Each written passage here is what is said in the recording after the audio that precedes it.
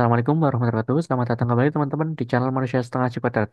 Oke, jadi di sini kita akan membahas mengenai RLHF ya, Reinforcement Learning from Human Feedback dan Direct Preference Optimization atau DPO.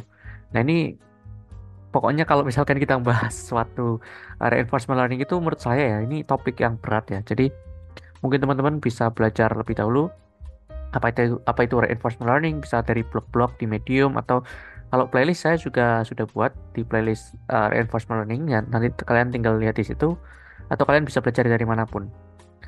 Nah, jadi RLHF ini seperti namanya tadi, kita menggunakan reinforcement learning untuk membuat model LLM kita menjadi lebih baik. ChatGPT pun pakai ini ya untuk trainingnya. Jadi gini, konsepnya itu ini ya, RLHF itu digunakan untuk mengukur human preferences. Nih kalau teman-teman lihat di sini ada human preferences untuk ngetrain. Jadi kayak misalkan ChatGPT itu kan bisa ngegenerate jawaban berbeda-beda setiap kita run ya.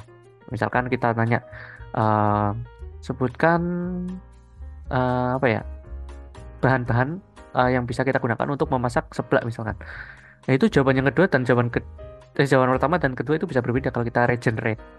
Nah, makanya kita bisa ngasih skor lah, misalkan kayak, oke, menurut saya jawaban yang pertama itu nilainya 8, yang kedua itu nilainya 3 kayak gitu. Nah, orang lain pun sama ya, bisa ngasih, oke, yang pertama 7, yang kedua 5 lah, kayak gitu. Nah, masalahnya adalah, ini ya, kita itu kan harus ngetrain modelnya itu butuh dataset yang banyak. Nah, kalau kita ngelabelin satu-satu kayak tadi itu cukup capek ya. Kalau misalkan kita mau ngetrain dengan 100.000 dataset, berarti kalau kita setiap pertanyaan ngejar dua jawaban aja itu udah 200.000 ngelabelin kayak gitu. Itu melelahkan. Makanya kita we have to train entirely smart model to help fine tune the main model itu sendiri. Jadi contohnya gini, kita punya model yang pertama, misalkan model A ya. Misalkan dia pakai arsitektur GPT ya. Kemudian kita punya model yang kedua, model B. Dia juga pakai arsitektur GPT misalkan. Nah, jadi model yang pertama ini digunakan untuk memprediksi output dari pertanyaan kita. Nah, model yang kedua ini kita tidak untuk generate output yang tadi ya pertanyaan kita ya, tapi untuk generate reward. Jadi ini untuk menggantikan manusia untuk menilai apakah model yang pertama ini akurat atau enggak. Jadi kita mengukur output ini bagus atau tidak rewardnya dari model yang nge-generate output dari model yang lain. Jadi model yang kedua ini menggantikan manusia. This model will give reward tadi kan untuk other LLM model yang pertama. Nah, kenapa demikian? Karena human itu expensive nih. Nah, contohnya kita mau ngelapelin sendiri bisa atau cuma capek.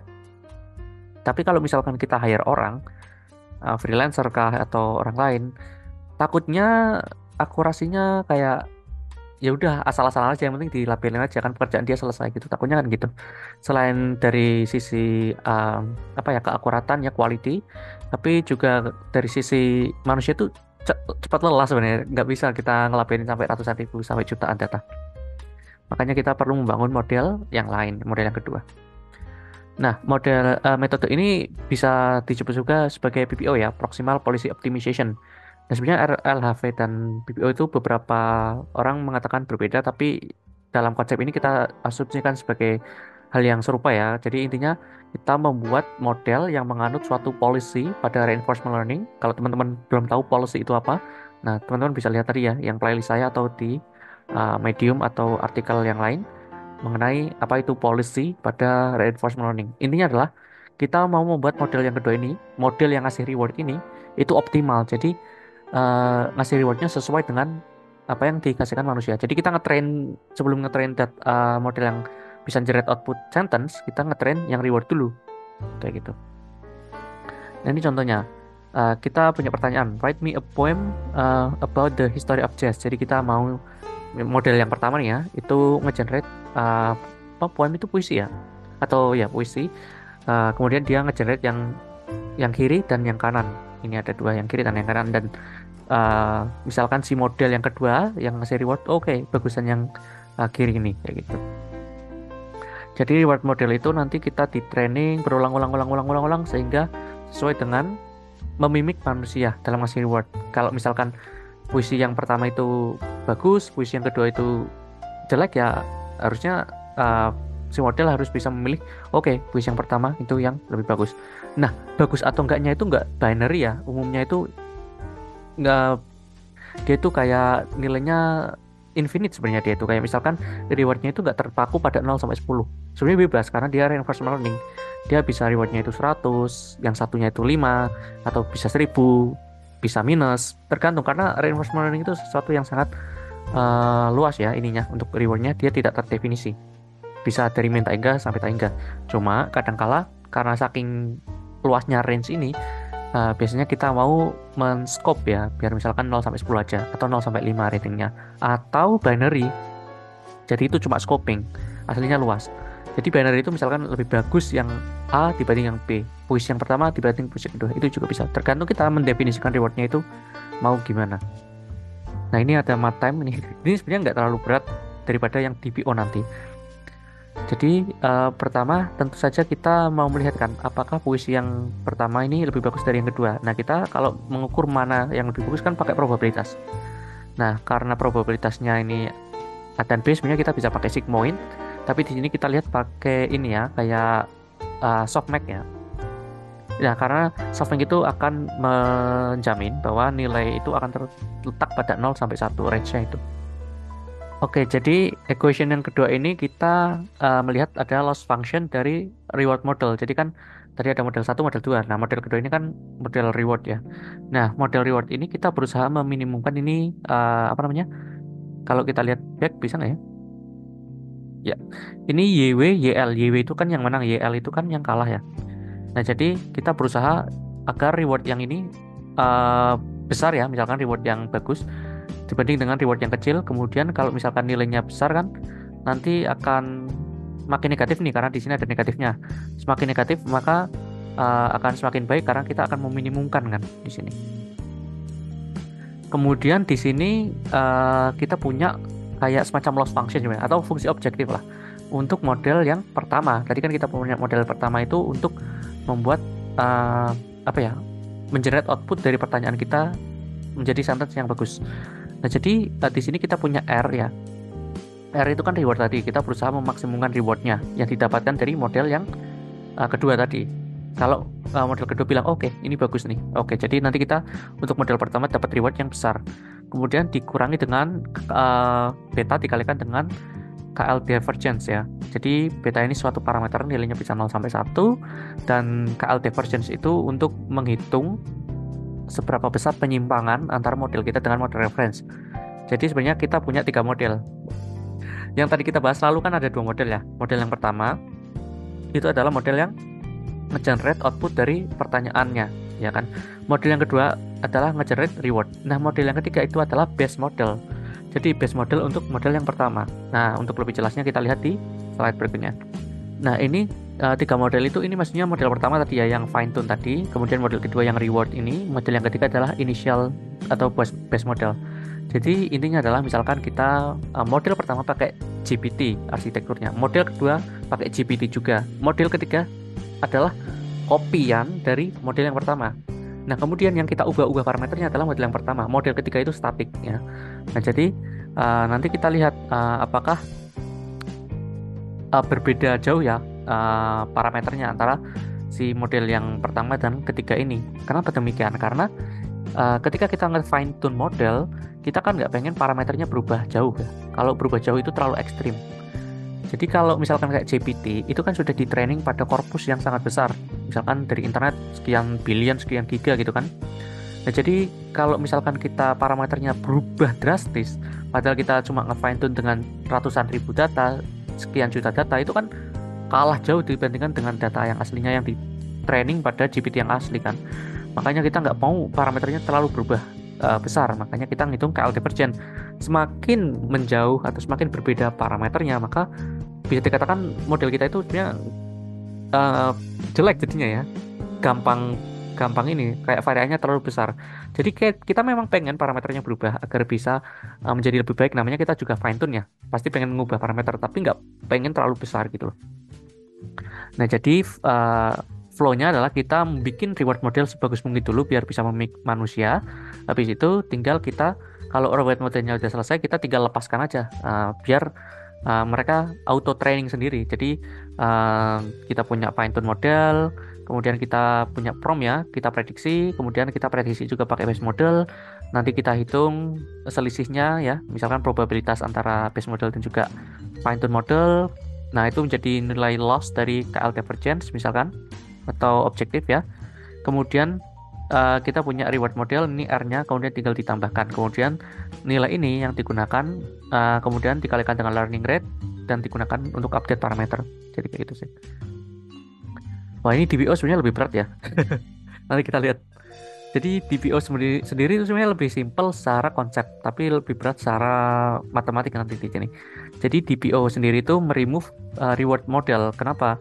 Karena kita bilang tadi reward itu subjektif. Mau kita pakai model yang kayak gini atau kita sebagai human ngasih model ngasih rating langsung itu tetap ini ya subjektif. Subjektivitinya itu tinggi. Jadi makanya kita berusaha meremove rewardnya. Nah, selain kita bisa menghilangkan subjectivity, kita juga akhirnya nggak perlu model reward kan. Kita nggak punya, kita nggak perlu punya tiga neural network. Jadi lebih ringan secara komputasi dan cost. Nah, jadi kayak gini, kita punya apa namanya prompt, write a poem again tentang jazz music. Kemudian kita lihat, oke, yang bagus yang kiri kayak gitu. Nah, dibandingkan kita menghitung ini ya, apa namanya? uh, maksimum likelihood kemudian masuk ke reward model, kita enggak, kita langsung masuk ke language model aja lah. Jadi kita cuma punya satu apa ya, misalkan ya GPT gitu. Jadi punya satu language model. Wah, ini matanya cukup cukup mencengangkan ya di sini ya. Jadi intinya gini, ini kan yang kita lihat ya maksimum dari reward dikurangi beta suatu parameter ya, dikalikan dengan divergence atau KL divergence ya. Ini persis kayak yang di sini. Cuma saya tulis ulang. Nah, kemudian kita ubah. Jadi karena apa namanya? Ini kan turun ke sini nih. Kemudian ini beta dari KR divergence ini. Kemudian kita ubah ini, kita masukkan rumusnya jadi log dari apa namanya? Si network yang asli ya. Kemudian dibagi dengan prediksi dari network yang baseline. Jadi kita menghilangkan yang reward model. Jadi kita cuma punya dua. Yang notabene sebenarnya sama, cuma yang ini di fine tune, yang ini di freeze, di freezing gitu. Nah, jadi ini prediksi yang fine tune, kemudian dibagi dengan prediksi yang base model. Kemudian rewardnya sendiri kita tulis ulang menjadi kayak gini. Ini ya, apa namanya? Ini sebenarnya policy sih. Jadi policy-nya bisa berbentuk model. Jadi gimana? Saya agak bingung menjelaskannya kan rumit sih reinforcement learning. Jadi ini P itu sebenarnya policy, tapi policy di sini kita menggunakan neural network kayak gitu. Jadi ibarat kata ini cuma ini ya dimajukan nih log P YX ini di sini dibagi dengan P reference dari YX, reference itu ya tadi base model. Nah, lalu betanya kemana? Kita kalikan dengan main super beta. Jadi main super beta kali main beta kan jadinya satu. Nah, hilang kan. Nah, sedangkan ini main super beta kali R jadinya main super beta R kayak gitu. Ini cuma switching pindah ini aja sih posisi. Kemudian dikalikan dengan main super beta. Kemudian kita override. Nah, ini yang cukup rumit ya. Di bagian penyebutnya kita ubah kayak gini. Ini dari paper aslinya sih. Nah, kemudian kita punya Z ini. Nah, jadi Z itu apa? Z itu adalah penjumlahan semua Y dari reference bla bla bla bla bla. Intinya adalah ini penjumlahan dari apa ya? Kayak prediksi semua potensi yang bisa ditimbulkan dari ini apa namanya ya? Prompt ya. Nah, jadi kayak gini misalkan write me a poem about the history of jazz. Misalkan si ChatGPT bisa menghasilkan 10.000 misalkan atau 1 juta variasi poem tentang history of jazz.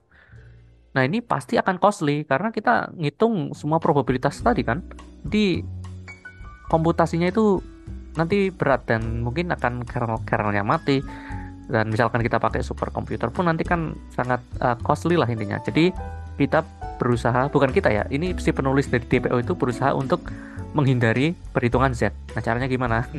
Jadi caranya di sini ya, dia mengalihkan ya si P ini dengan log nih kayak gini. Kemudian log dari ini sama ya kayak tadi yang di atas nih super Z, P, ref, Y, X, ini sama persis, eksponensial ini. Jadi yang kita mau ubah cuma yang bagian penyebut, ya pembilang penyebut. Jadi penyebutnya aja yang diubah karena dia memiliki Z, kita mau menghilangkan Z. Jadi kita yang tadinya nggak ada lognya nih ya, nah kita kasih log ini ada lognya ya, dijadikan log ini. Kemudian lognya masuk ya, karena log dari pembilang penyebut ini adalah Z, maka kalau dia mau naik ke atas dia jadi minus ini. Kemudian ini log dari P, nah ini tetap positif karena dia di pembilang sebenarnya. Ini kan P ref dikali 1 kan P ref ya. Kemudian ditambahkan karena ini perkalian. Kalau perkalian suatu equation kayak gini, kalau dijadikan log kan dia menjadi penjumlahannya. Kemudian log dari eksponensial nanti kita coret karena log dari eksponensial itu sama dengan 1 nih ya. Jadi per B langsung. Jadi log x-nya dicoret di sini. Jadi tersimplify kayak ini. Kemudian ininya apa namanya, log P ref ini ini main log Z-nya pindah ruas dulu nih ya. Jadi positif nih ke kanan, jadi log P bintang ditambahkan log Z nih, log P bintang ditambahkan log Z ya. Kemudian yang ini dipindah ruaskan kan menjadi bawah ini. Kemudian yang beta juga dipindah ruaskan menjadi perkalian nih karena pembagian awalnya. Nah seperti itu. Jadi intinya kita ubah si penyebut ini menjadi RXY ini ya, reward sama dengan beta log bla bla bla bla bla kayak gitu. Nah kemudian kita ke sini. Jadi ini lanjutannya yang tadi ya. Jadi beta log P bintang dibagi dengan baseline ditambahkan beta log Z itu kan tetap ada Z-nya. Kita kan awalnya mau menghilangkan Z tapi ini masih ada. Nah makanya kita biar bisa hilang kita pakai perbandingan. Jadi probabilitas YW atau prediksi pada pertama ya dibandingkan dengan prediksi yang kedua misalkan lebih besar ya. Karena lebih besar yang kiri maka kita kurangkan ya. Kan pasti lebih besar yang kiri pasti kan jadi positif. Kayak gitu. Jadi P ini P bukan P yang 22/7 itu ya bukan ya. Tapi P ini sebenarnya juga P atau sigma lah ya. Ya, agak susah kalau menyebutkan ini sigma, kita sebutnya sigma misalkan. Sigma dari RXYW dikurangi dengan RXYL. Ya, YL itu adalah tadi ya, kita kan mengenerate 2 poem ya. Jadi kita mengenerate 2 puisi. Ini misalkan reward dari poem yang pertama, puisi yang pertama dikurangi puisi yang kedua. Kemudian kita kan tadi bisa ini ya, substitusi ini nilai ini beta log bla bla bla bla bla ini panjang ini ditambah log Z. Kemudian main RX ini juga disubstitusi. Jadi kan karena main, jadi main B log bla bla bla, main B log Z. Nah ini main B log Z dan B log Z. Nah kita bisa coret. Nah jadi karena ini dicoret, akhirnya kan hilang. Tinggal ini aja B log Z, B log Z, B log P bintang dibagi dengan P ref ya, dikurangi dengan main beta log P bintang dibagi dengan P ref. P bintang itu sama dengan ini ya, P policy dari si fine tune model kita. Sedangkan ya PRF kayak tadi biasa, P dari baseline model kayak gitu.